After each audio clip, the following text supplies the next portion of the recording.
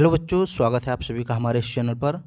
बच्चों, हम लोग मध्यकालीन भारतीय इतिहास पढ़ रहे हैं और इसमें हमारा टॉपिक चल रहा था जहांगीर।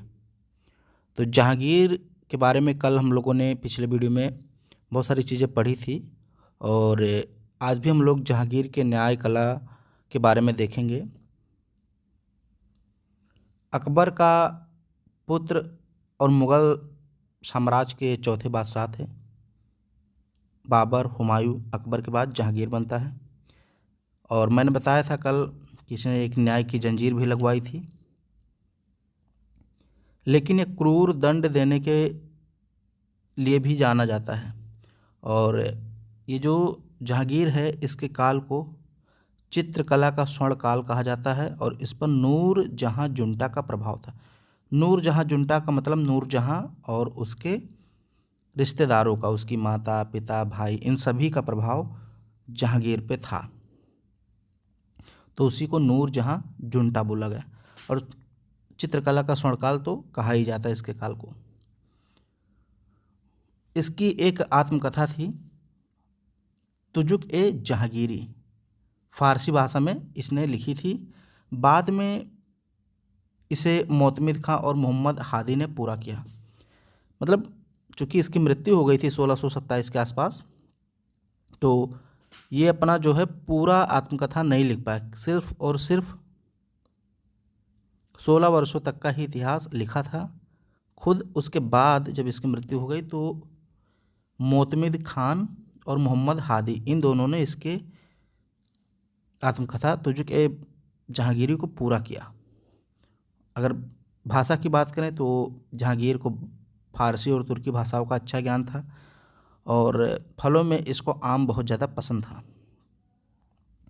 उसने मराठों के महत्व को कम समझा और उन्हें अमीर वर्ग में शामिल किया। उसने लिखा, मराठे सख्त जान हैं और मुल्क में विरोध का केंद्र। इंसाफ के तराजू जहांगीर की न्याय व्यवस्था। तो मैंने बताया ही था कल कि न्याय प्रियता में बहुत ज़्यादा विश्वास रखता था और इसके राज्य में जनता को न्याय देने के लिए जंजीरें लगवाई गई थीं और किसी भी जनता के साथ यदि अन्याय होता था, किसी भी लोग के साथ, तो इस जंजीर को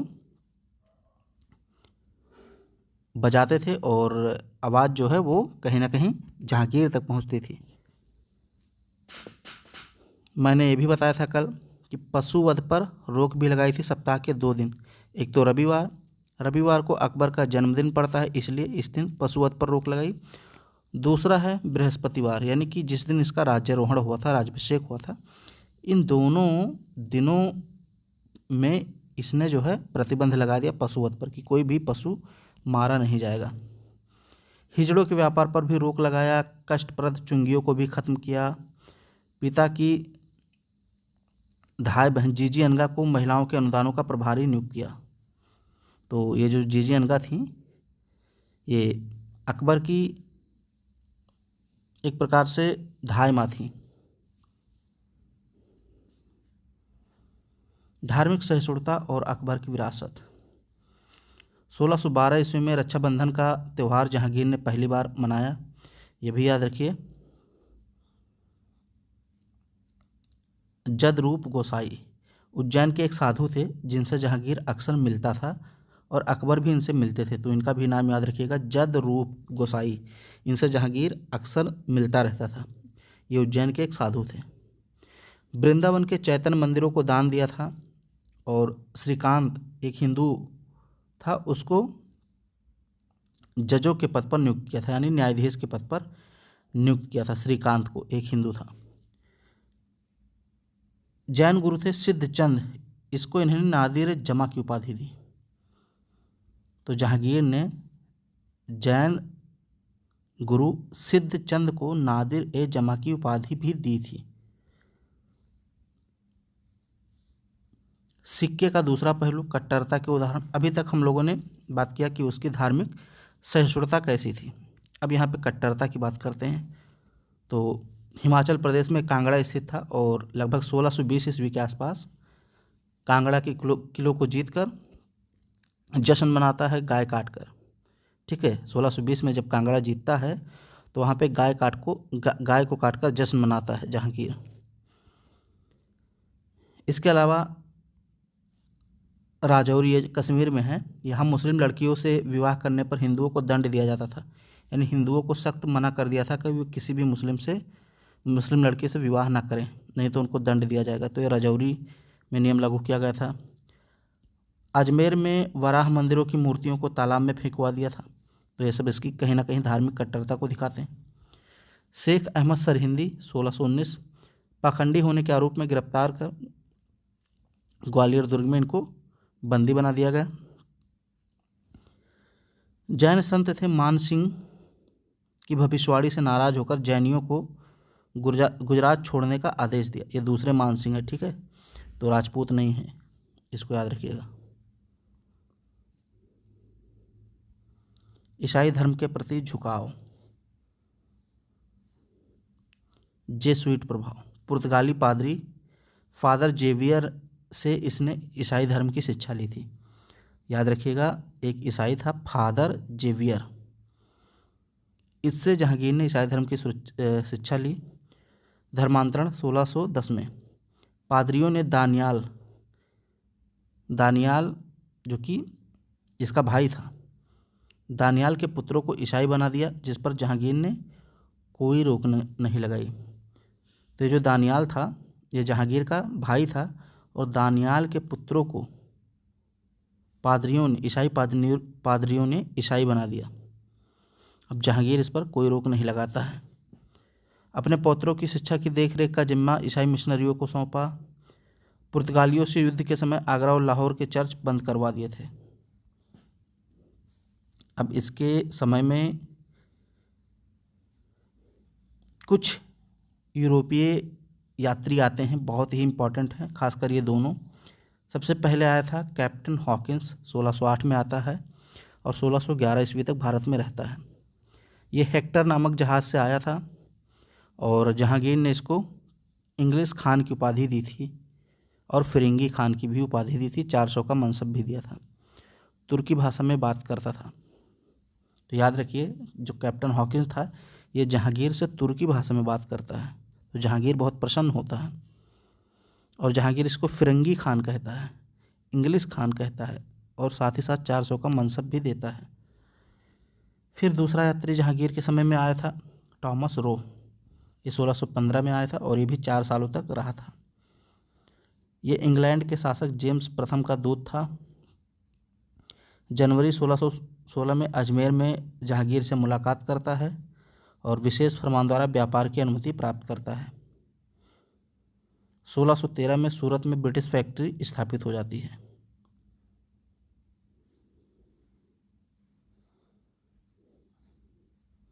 स्थापत्य और कला का सौंदर्य, नूरजहां ने अपने पिता के लिए बनवाया था एतमादुद्दौला का मकबरा, ठीक है। ये नूरजहां के पिता थे मिर्ज़ा गियास बेग। नूरजहां के पिता का नाम क्या था? मिर्ज़ा गियास बेग, और उन्हीं गियास बेग को जहांगीर ने एतमादुद्दौला की उपाधि दी थी।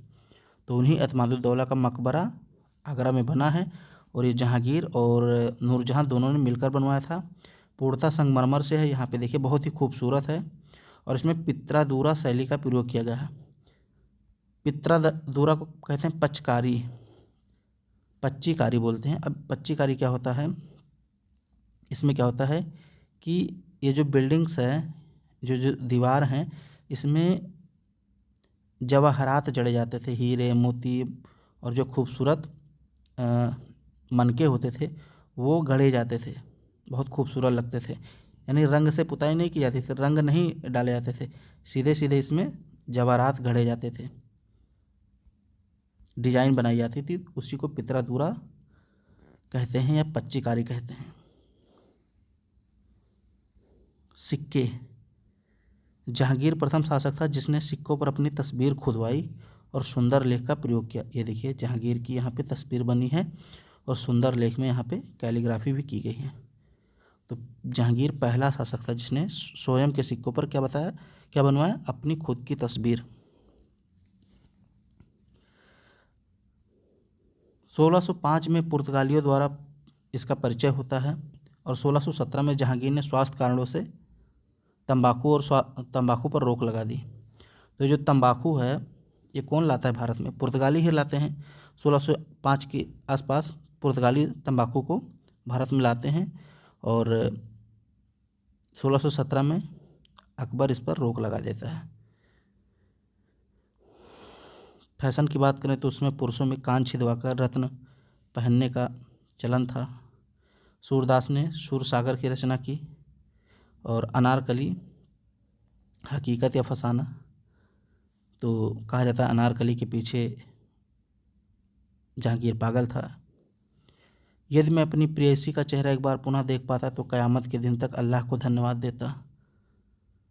केवल विदेशी यात्री विलियम फिंच ने इसका उल्लेख किया है, अनारकली का उल्लेख, ठीक है।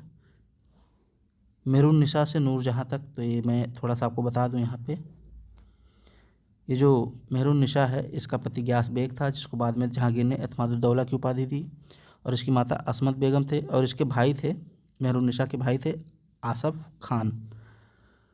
मेहरुन्निसा का प्रथम विवाह हुआ था अली कुली खान से, जिसको शेर अफ़गान भी कहते हैं, अली कुली खान जिसको शेर अफ़गान भी कहते हैं।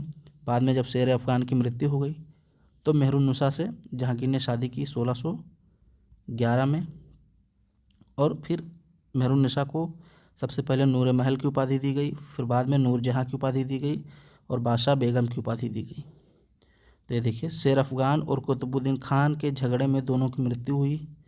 फिर 1611 में विवाह हुआ और जहांगीर से नूरजहाँ का विवाह हुआ। जहांगीर ने मेहरुन्निसा को नूर महल, नूरजहाँ और बादशाह बेगम की उपाधि दी। नूरजहाँ जुंटा की मैंने बात की थी, तो इसमें नूरजहाँ रहते और इसके पिता एतमादुद्दौला, इसकी माता असमत बेगम, भाई इसके आसफ खां और शहज़ादा खुर्रम। खुर्रम जो था जहांगीर का बेटा था। जहांगीर का कथन था, मुझे एक सेर शराब और आधा सेर मांस के अतिरिक्त कुछ नहीं चाहिए। मैंने बादशाह नूरजहाँ को सौंप दिया है। यानी कि पूरा का पूरा जो शासन भार था, जो पावर था, वो नूरजहाँ के हाथों में था। जहांगीर ये स्वयं कहता है कि मुझे केवल एक सेर शराब चाहिए और आधा सेर मांस चाहिए, बाकी मुझे कुछ नहीं चाहिए, और बादशाह मैंने पूरा नूरजहाँ को दे दिया है। बेनी प्रसाद ने इसे नूरजहाँ जुंटा कहा है। जहांगीर के संबंधियों की जगह नूरजहाँ के रचनाकारों का, नूरजहाँ के जानकारों का वर्चस्व बढ़ा।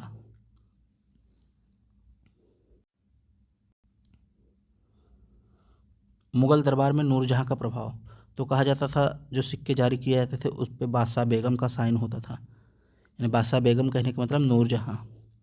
तो बादशाह के साथ साथ बेगम यानी कि राजा और रानी दोनों की हस्ताक्षर होता था उस पर। झरोखा दर्शन में भी बादशाह के साथ उपस्थित होती थी नूरजहाँ। नूर महली डिजाइन और श्रृंगार का फैशन उस समय चला। इत्र का आविष्कार भी असमत बेगम ने किया था, जो नूरजहाँ की मम्मी थी असमत बेगम। इन्होंने सबसे पहले गुलाब से इत्र बनाया।